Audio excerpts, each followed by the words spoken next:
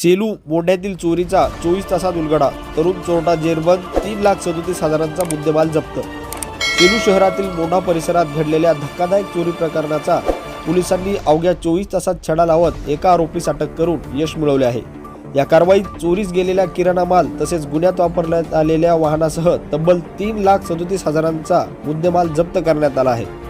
मंगळवार 15 डिसेंबर रात्रीच्या वेळेस मोंढा परिसरातील बालाजी ट्रेडर्स या दुकानाचे शटर फोडून अज्ञात चोरट्यांनी तूरडाळ, तांदूळ, साबुदाणा व साबण असा किराणा माल लंपास केल्याचे उघडकीस आले। दुकान मालक बालासाहेब मारुती सरकाळे यांनी 16 डिसेंबर रोजी सायंकाळी 6 वाजेच्या सुमारास पोलीस ठाण्यात तक्रार देऊन पोलिसांनी तात्काळ तपासाचे चक्र फिरवले।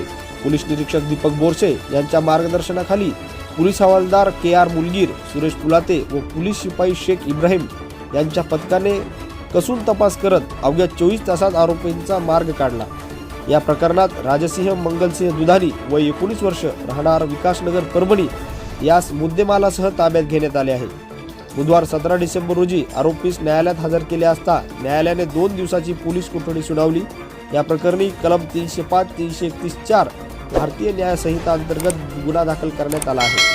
या जलद आणि धडाकेबाज कारवाईमुळे मोंढा परिसरातील व्यापाऱ्यांनी समाधान व्यक्त करत पोलिसांच्या तत्परतेचे अभिनंदन केले आहे। या जलद आणि धडाकेबाज कारवाईमुळे मोंढा परिसरातील व्यापाऱ्यांनी समाधान व्यक्त करत पोलिसांच्या तत्परतेचे अभिनंदन केले आहे।